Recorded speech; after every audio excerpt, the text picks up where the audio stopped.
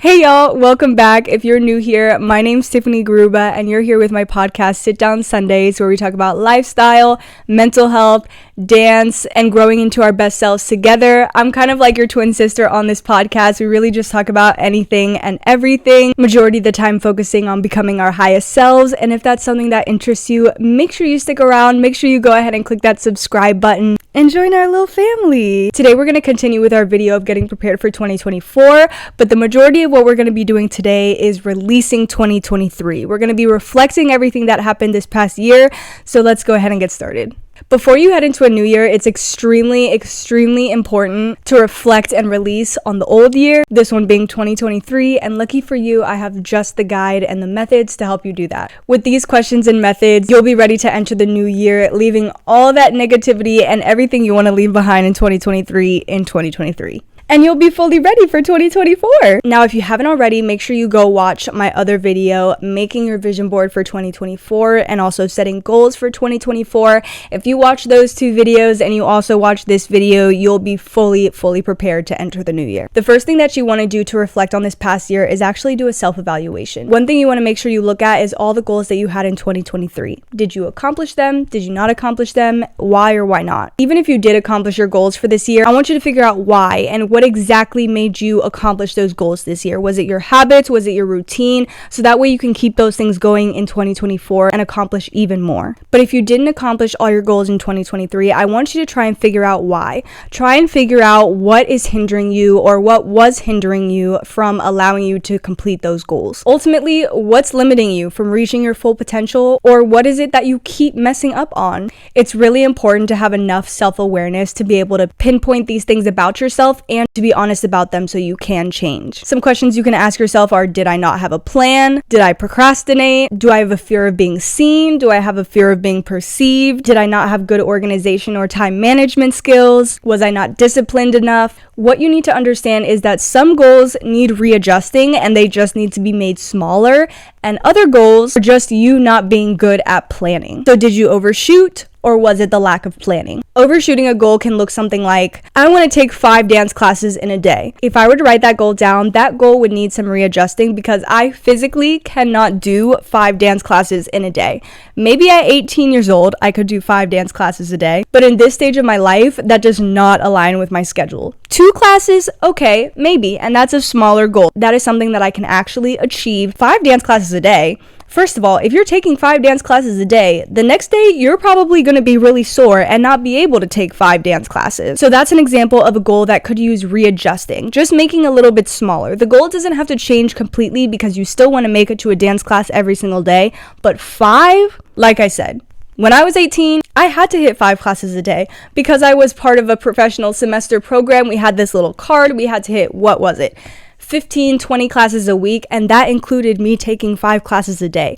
But that is because that is the only thing that I was focused on. And now that I'm focused on a bunch of other things, 5 classes a day is just not a manageable goal. Although lack of planning is different when it comes to achieving your goals. If you said to yourself, I want 100 followers on Instagram, but you never took any pictures, you never planned when you were going to post, and you didn't look at any analytics that could potentially give you research to help you grow, then ultimately the goal could have been achieved, you just weren't good at planning for it. There were so many of my goals from this past year that weren't necessarily bad goals, but I was just bad at planning them. They weren't necessarily bad goals, I just didn't plan them all the way through and also procrastinated. One thing that was a major problem for me this year was bed rotting, and I'm sure that a lot of other people can say the exact same thing. If you don't know what bed rotting is, technically bed rotting is a self-care trend, but in the long run, it really is not a self-care trend. The term bed rotting basically means spending an entire day or a weekend in bed doing whatever you want, whether it's napping, scrolling on TikTok, binge watching a TV series, and pretty much only getting up to go get food.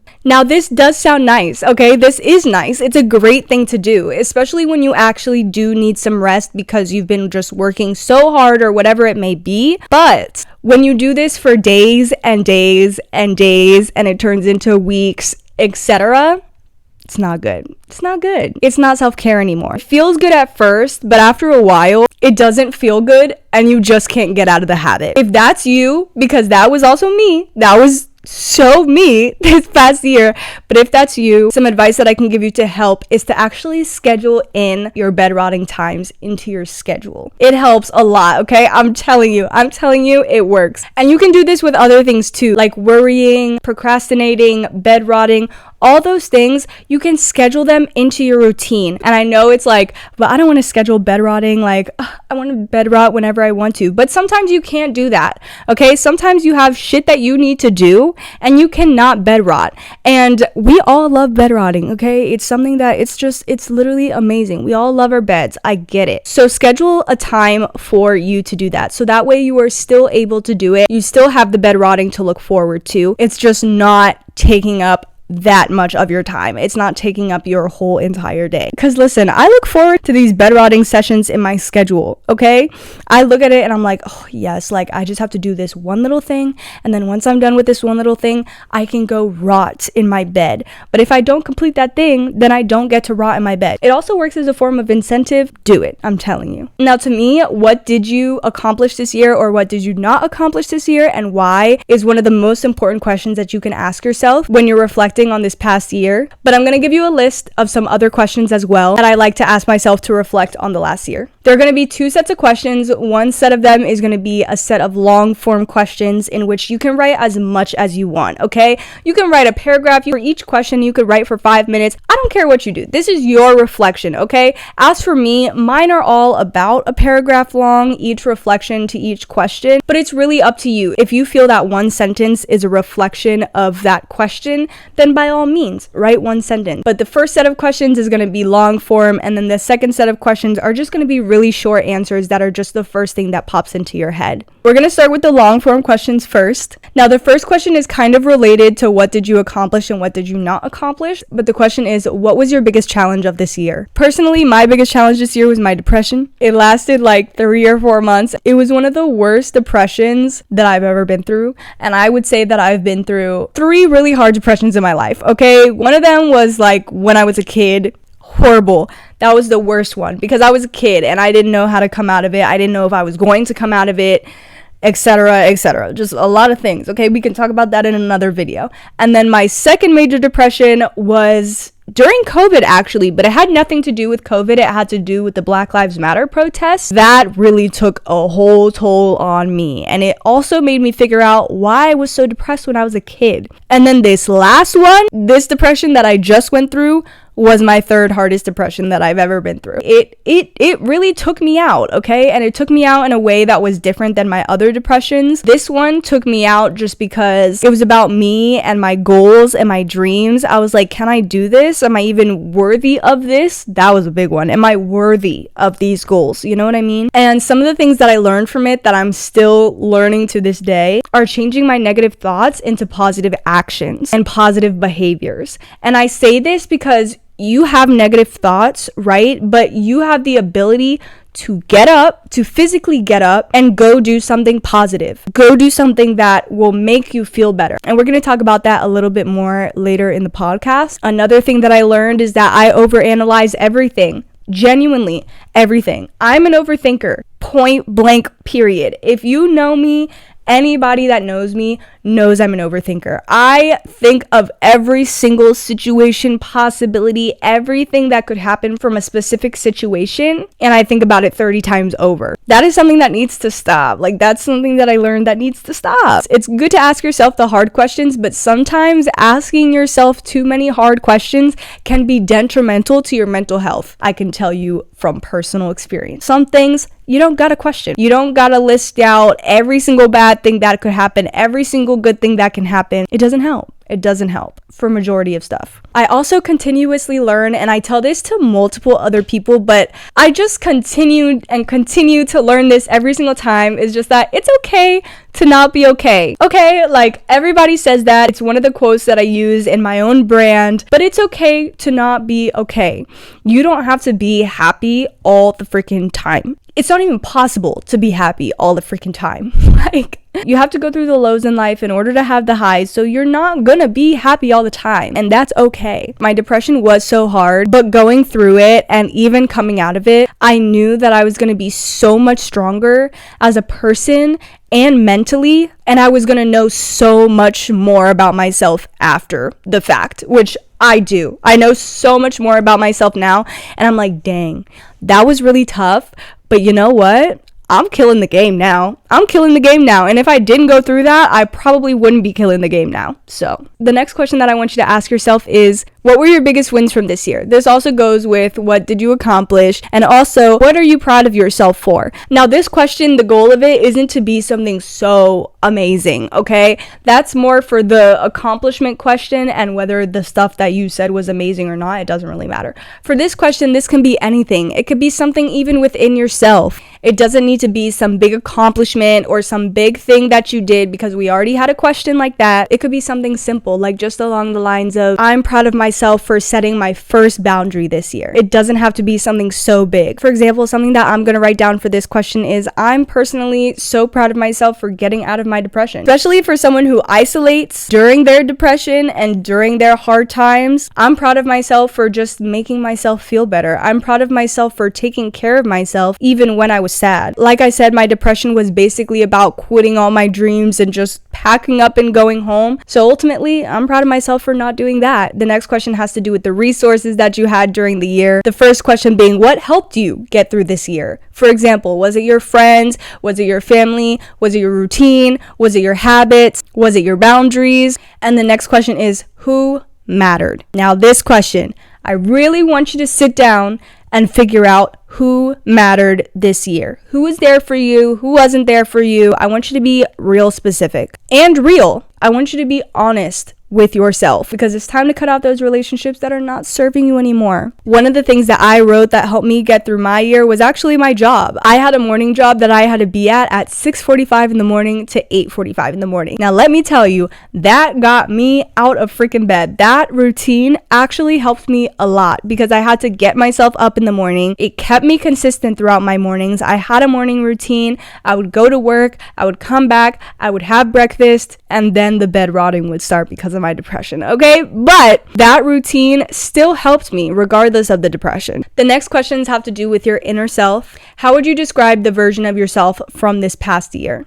Have you changed since last year? And in what ways have you grown? Now, that's all technically one question. How would you describe the version of yourself from this past year? How did you grow in this past year? And how have you changed? Those are all kind of questions that you can answer at the same time. And then the second question within the inner self category is, what kind of person do you want to become next year? How do you want to grow? And how can you treat yourself with even more self-love, even more respect than you did this past year? The next set of questions, we're going to go into boundaries. Okay, boundaries. What kind of boundaries did you set for yourself and for others this year, and how did you uphold those boundaries, and when did you let them slide? Now, I'm gonna be honest, I didn't just learn what boundaries are, but I just started implementing boundaries into my life this past year. It was a very rocky ride, okay? It really was a very rocky ride. And setting boundaries can be a really rocky ride, especially if you're someone who is used to people pleasing, etc., not saying no, stuff like that. It's really hard to have boundaries, but it's also really important to have boundaries. I could literally do a whole video just on boundaries alone. The next question is, what do you want your boundaries to look like next year, and how are you going to uphold those boundaries? Now, if you're having trouble and being like, what boundaries can I even set? Like, do I even need boundaries, etc., you can honestly look it up on Google. You can literally just Google, what are some good boundaries to have, or what are good boundaries for friends or family, etc. Okay? It's really easy to just look it up on Google. You can also ask your therapist if you have a therapist. If you don't have a therapist, in my opinion, everybody needs a therapist, but that's a topic for a different video. But yeah, make sure that if you do need boundaries in your life, that you are setting them, even if it's hard to talk about the boundaries. For example, if you want to stop people pleasing, if you want to stop saying yes to everything, those are all great boundaries to have. And if you are setting boundaries with yourself and with your friends, be patient, but at the same time, your friends aren't respecting your boundaries or understanding your boundaries, and you have to keep repeating them. Are they really your friend? Are they really your friend? The next questions have to do with your routine What did your typical daily routine look like this year? Like, how did you start and how did you end your days? This is really important when it comes to figuring out why you did or why you didn't accomplish your goals. Because listen, if you started your day at 11 a.m. or 12 p.m. every single day, and then you would sit in your bed for an hour on Instagram, just scrolling around, or TikTok, whatever it may be, and just chilling and not working on the things you need to work on, your routine is also probably why you didn't accomplish your goals, you know? Another question that you want to ask yourself is, what do you want your routine to look like for next year? There is so much research to prove that having a morning routine and a night routine, waking up at the same time every day, going to bed at the same time every day can significantly improve your life. So really take time to just look at what your morning routine is and what your night routine is and how you want to change it. Put anything you want in your morning or night routine. It can be as short or as long as you want it. But one of the things that you should not be doing in the morning is hopping on your phone first thing, okay? That is like point blank period. Everybody knows you should not be doing that. And even if you do know and you still do it, if you're gonna go on your phone in the morning, within the first hour of waking up, do something productive. Go on like Duolingo or something like that. I don't even use Duolingo anymore for my language learning habits, but you know, do something that's productive. Don't automatically go and look at what somebody else is doing before you even figure out what you're doing. The next questions have to do with work. The first one being, how satisfied were you with your work this year? And what did you enjoy and what did you not enjoy at work? And the next question is, what changes can you make next year that will help you feel more fulfilled in your work? And the last topic is priorities. There's 2 questions within this one. The first one being, what were your top 3 priorities this past year? Was it work? Was it family? Was it mental health? Was it self-care? I can tell you for me right now, it was 1, surviving, 2, mental health, 3, it wasn't self-care because, like I said, I was bedrotting. And 3, probably dance. Because in the beginning of the year, when I wasn't depressed, I was dancing a lot. The second question is, what are your top priorities for this next year? And why are they important to you? This should also align with the goals that you made for next year. So like I said, if you haven't watched that video yet about my 2024 making goals and priorities and all that, make sure you go watch that video and you also have goals that align with all these answers. The last long question that I have for you, I actually want you to set a 5-minute timer and just write everything that comes to mind once I ask this question. The question is, in my own words, what was my life like in the beginning of the year and what was it like in the end? Was it better? Was it worse? Was it similar? Did you feel like you changed? So for 5 minutes, I just want you to write down everything that comes to mind. In a lack of better words, what changed and why? Pause this video and just for 5 minutes, just write everything down. Now that we're back from those 5 minutes, those were all the long form questions that I wanted you to answer, and now we have some short form questions. There's about 8 questions, but these ones are gonna go by really fast. All these questions, I want you to make sure the answer is not a long paragraph, okay? That was what those other questions were for. They were for a really deep reflection, but these ones now are just gonna be a kind of quick hitting the first thing that pops into your head. So don't make it any longer than a sentence. The first one is, what did you learn this year? The next question is, what do you want more of? What are you grateful for? The next question is, what do you want less of? I love this question. I really love this question. The next one is, what is actually ending for you? Now, I know the year is ending, 2023 is ending, but what is actually ending for you? The next one is, what is the nicest thing someone did for you this year? The next question is, what is the emotion that I felt the most this year? For me, it was sadness. If that was it for you too, that's okay. Okay? Just write it down. Completely fine. That's totally fine. The next question is, what did I overanalyze this year? And the last question is, how was my health this past year? Now, you want to make sure that you're also reflecting on the good things as well. I know some of the things that I asked have positive answers to them, or they should have positive answers to them, but if they don't and you feel like you need some more positive answers, that's totally okay, because I felt like I needed some more positive answers because everything on mine was like depressed. Like, so if your answers are not as positive as you would have hoped for, one thing you can do is write a win list of 2023. Now, personally, I have a wins list for 2023 that I went and I added into every single time I did something that I felt like was a win. Now, if you didn't do this, I highly recommend you do it for 2024. And if you're like, was this a win? Was this not a win? Should I add this? Add it, okay? Just add every single thing that you think was a good thing that happened to you. Write it down on a list. Another thing you can do is write it down on a piece of paper and stick it in a mason jar, and then at the end of the year you can crack the mason jar open and read everything. I've done all the things, okay?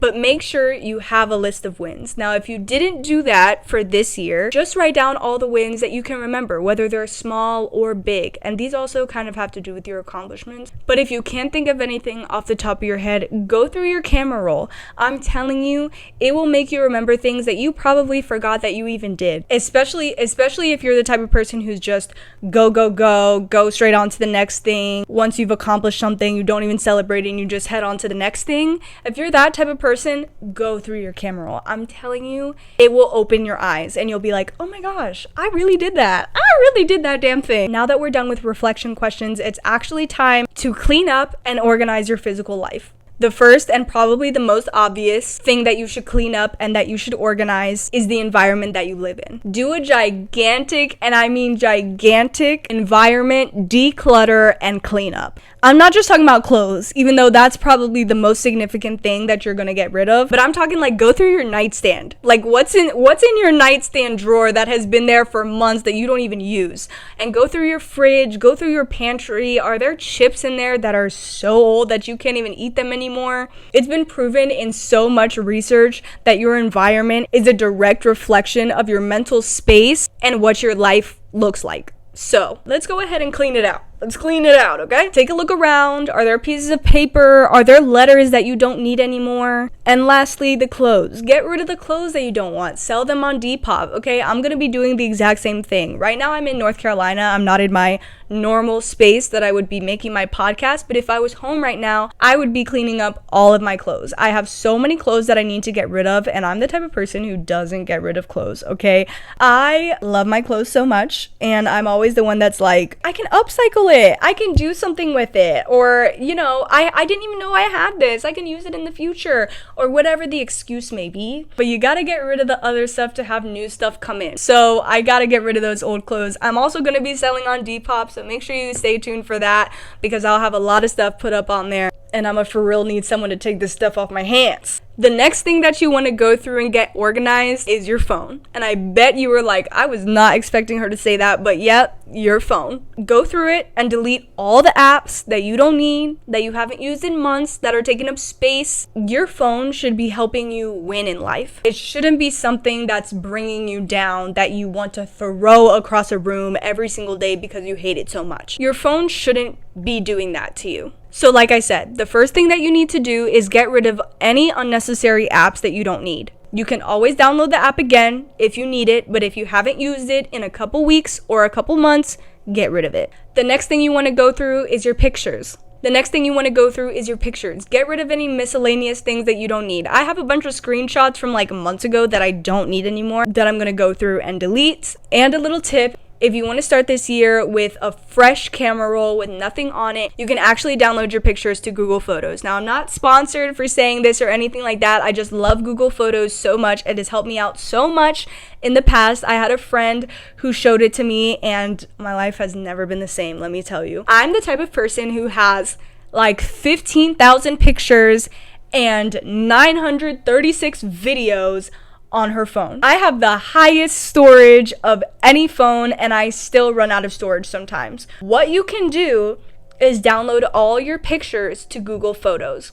Once all your pictures are on Google Photos, you can delete them from your camera roll. And you can always access those photos on Google Photos if you have Wi-Fi and if you have a Google account, obviously. Majority of us have Gmail. If you have a Gmail account, you can do this. I even have the Google Photos app on my phone. My Google Photos go all the way back to, I don't even know, 2014, 2015, stuff like that. And all those photos are still on my phone. If I have Wi-Fi, I can look at those photos and then I have a clean camera roll and nothing is taking up space on my phone. I'm telling you, Google Photos is the life changer. Life freaking changer. The next thing I want you to do is go through your social media. If you're following people that are toxic on your Instagram, on your TikTok, and it makes you compare yourself to them, unfollow them. Unfollow them right now. Follow things, follow accounts, follow people that inspire you, that make you want to do better, that make you want to act better. or something that you learn from. Especially if social media is your job and you're on it all the time, this is so crucial. Fill your phone with productivity. And if you have a hard time unfollowing people, just mute them. You can mute their posts, you can mute their stories. It's about as good as unfollowing them, but you really should unfollow them.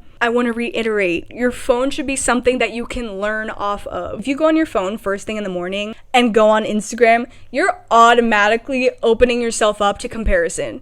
First thing in the morning, before even filling your own cup. So instead of you going on Instagram first thing when you wake up in the morning and seeing how other people are doing, why don't you wake up, keep your phone somewhere else? If you're gonna go on it, do something like Duolingo or something productive, but don't go on Instagram.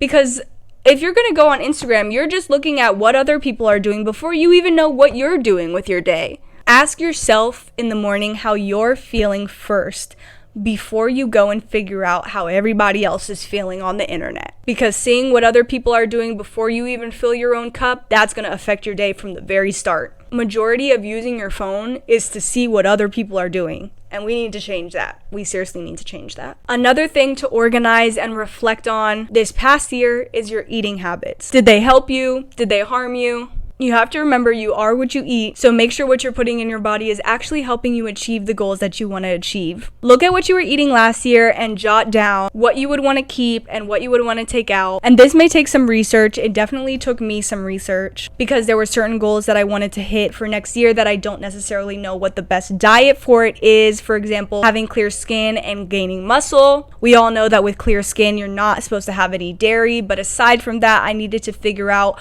what my actual diet needed to be. So once you come up with your goals for your health, whether it be clear skin, whether it be losing or gaining weight, etc., whatever your health goal may be, research a meal plan, a diet, and foods that work for you and that align with your goals, and create it ahead of time so you know exactly what you need to start buying for groceries in the new year. Don't worry, okay? We're on the last few things that you need to do to reflect on this year and to bring in the new year. There's 3 things left to do with one bonus thing that you don't have to do, but I personally do it myself. First thing is to tie up any loose ends so you don't bring anything into 2024.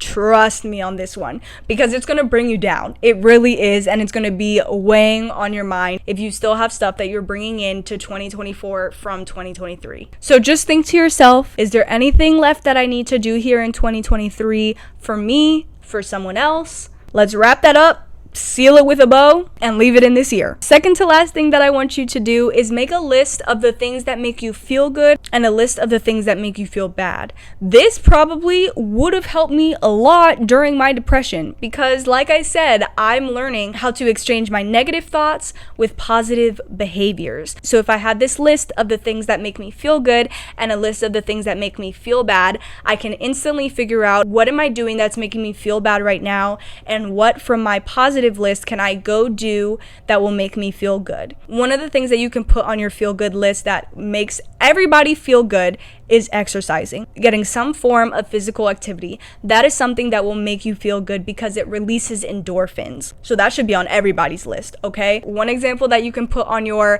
doesn't make me feel good list is bed rotting for multiple days on end. That is definitely something that we can all put on that list. You want to make sure that these lists do align with who you are though. So if you are an introvert, make sure on your feel good list, you're not writing like go out with friends and hang out with friends 24/7 and do all these things that are so social because you're an introvert. If you're an extrovert, those are some things that you could put on your list because it's probably going to make you feel good being a social butterfly. But for me, as an introvert, writing down be a social butterfly, make new friends, do all these things, that is not necessarily what's going to make me feel good. This also goes for if you're type A or type B. If cleaning your apartment makes you feel good, put that on your feel good list. But this also comes with really understanding yourself. The last thing that I want you to do is write a letter to your 2023 self and also write a letter to your 2024 future self. Because listen, you gotta be friends with your past and your future self, because your past self didn't know any better, and your future self, y'all, I'm best friends with my future self. That is for freaking sure. And I could do a whole video on your future self, but that's a whole different topic. And that way, when you write these letters, you can also go and look back at them when we're at the end of 2024. You can go back and read your future self letter, see what the similarities are, see if you're at the place that you wanted to be at, etc. You know, all the good things. Now, this is a bonus step. I do this every single year, just because I find enjoyment in it. You don't have to do this if you don't want to, because I know we just did all those journal entries and lists and all those things, but I like to write everything down that I want to release on a plate, and I go outside and I break it at midnight when it's turning into the new year. I've done this for the past like 3 or 4 years, and it just feels so liberating every single time I do it. And I also love breaking things, so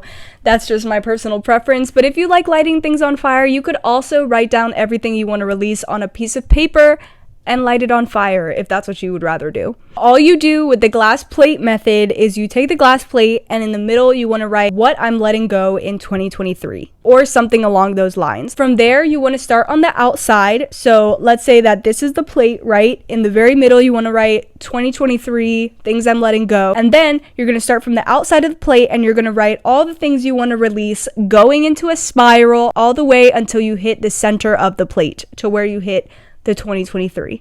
Normally, I'm able to fill up my plate completely. I don't know if I'm going to be able to do that this year, but in the past years, my plate has been so freaking full that I've almost needed more space. But if yours doesn't fill up completely, that is completely okay. But once New Year's Eve comes, what you want to do is you want to take your plate outside, and at 11:59, you want to go through and you want to read. You want to read everything that you're going to release, so that way it's in your head, all the things that you're going to release into 2023. And then as the clock strikes 12, as it hits midnight, you're going to take that plate and you're going to smash it down and you're going to break it.